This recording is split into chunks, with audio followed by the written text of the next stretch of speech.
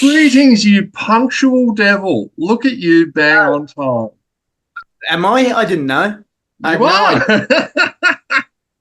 Fantastic. Yeah, planned. Yes, I Danny, knew my that. name is Tom. You're on the phone here with Madeline as well. Madeline's about to throw elbows in a hardcore pit, but she's going to throw some questions at you first before she goes Okay. in. Yeah. Alrighty. Where do you feel most inspired to write your music? Uh, Everywhere. Mainly at home, really. To be honest, when if I'm working on my album, I like to be at home in my office or someone somewhere, inspirational.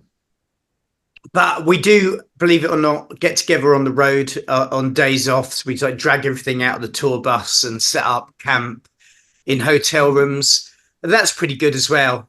As long as we're not in somewhere exciting, like well, anywhere that there's a theme park, basically.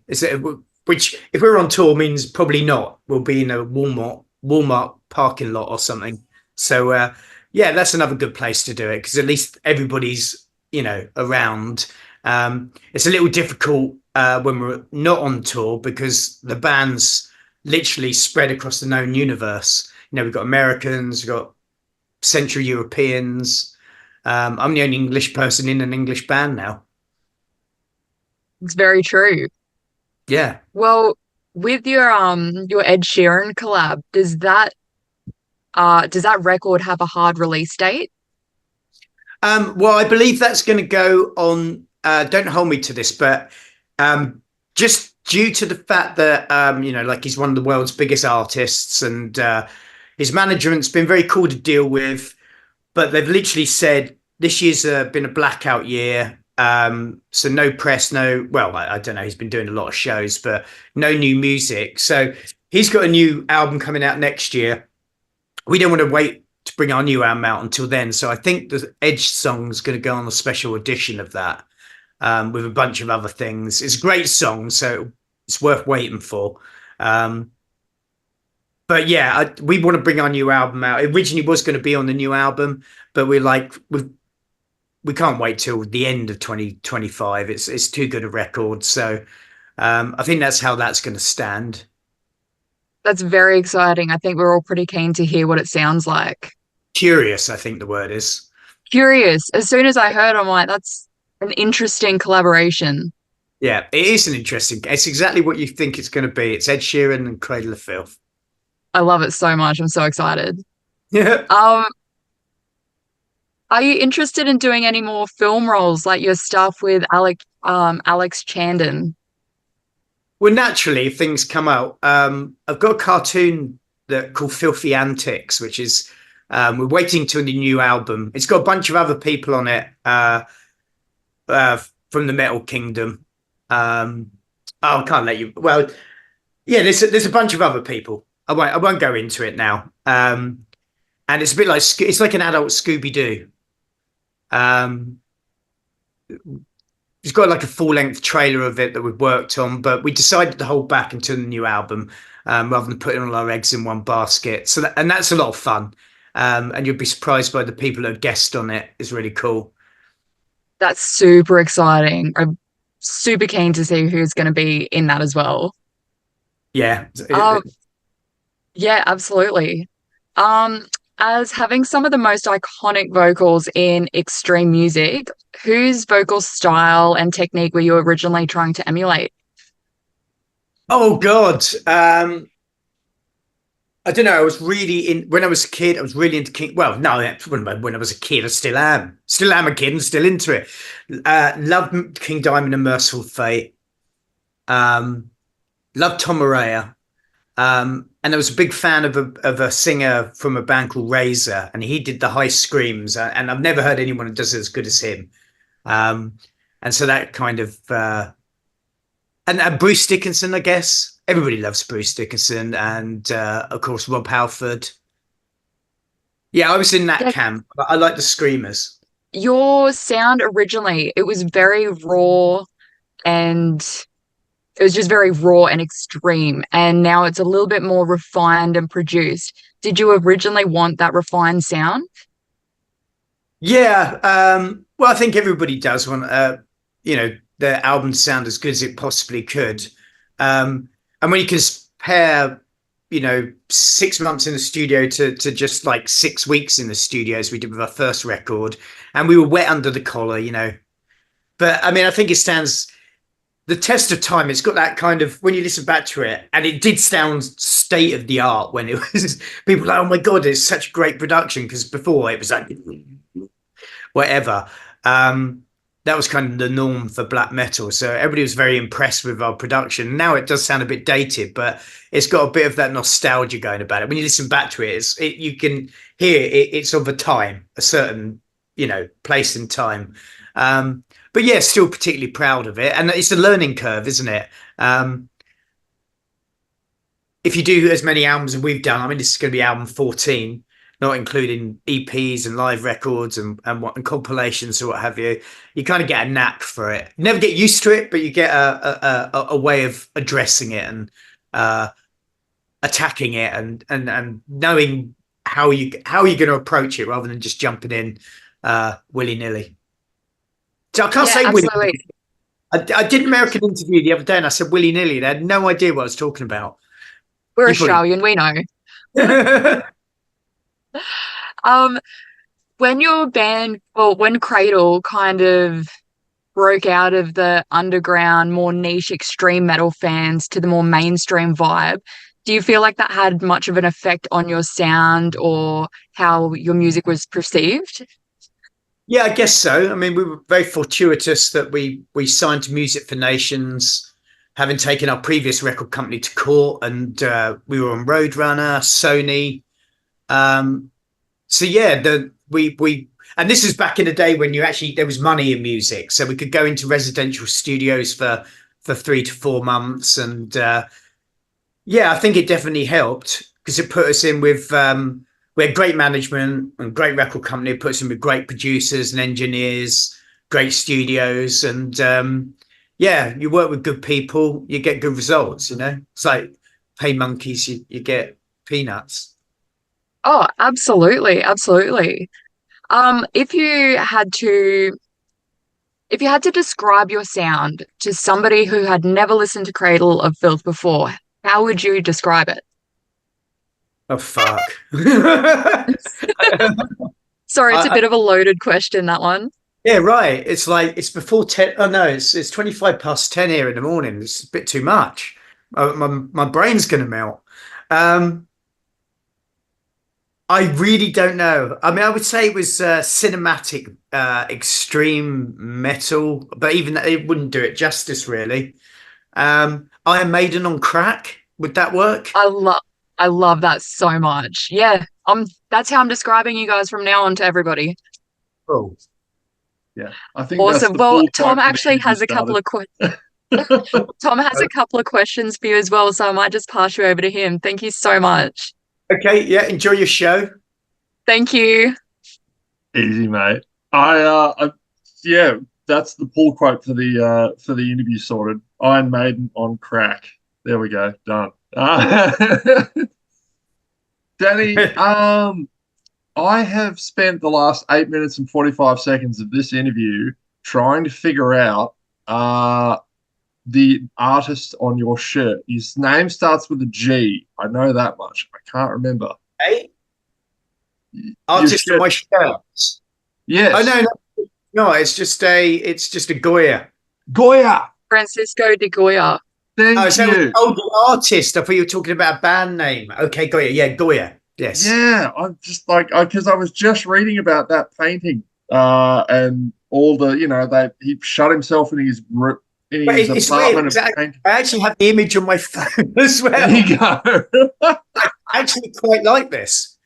I feel a great swell of pity for if you lose your phone and some poor bugger is lifting that up going, whose fucking phone is this? Well, it wouldn't take long to find out, to be honest. Mate, I'm about to ask you the most important question you've ever been asked, knowing that I have also asked Lena this exact same question. Right. Dani Filth, who would win in a wrestling match between you and Lena Scissorhands? Well, you asked her that, Yeah. so she must be very confused because her name's Dani Filth. Oh, This she's got extra tentacles. Do you know what I mean? She's multitasking all the time. is true. I think she'd have a reach advantage too. And she's probably younger. Mate, Glenn Benton from Deicide recently stirred some feathers with the use of AI in an album cover. What were your thoughts on that? And can you see Cradle using AI in any part of the creative process?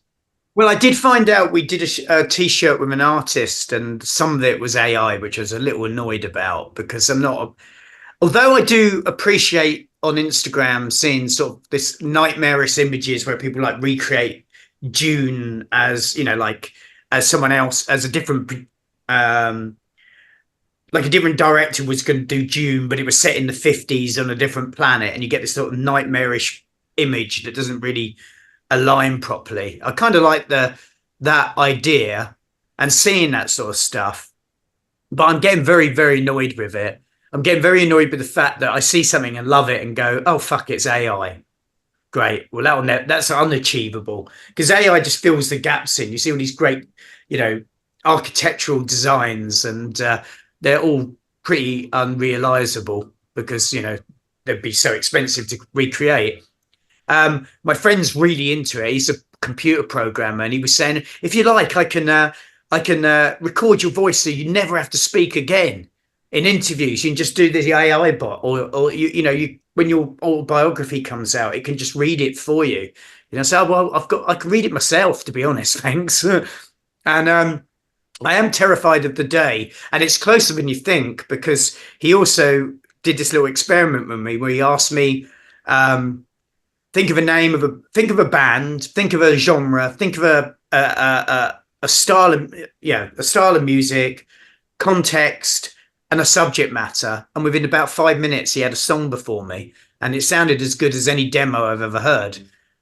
Which is scary because in time you'll be able to just remotely program a band you want to hear out of different musicians and a new album the next day. Can I have this by 9 o'clock tomorrow? I want it to sound like Emperor, but the drums got to be like I am. You know what I mean? It's scary, and it's not only going to be affecting those people in our kind of line of work, but it's going to get to the factory floor eventually. I think it's a very dangerous precedence to set. I mean, there's not enough jobs for the amount of people on the planet as it is, let alone sort of making them for pretend people.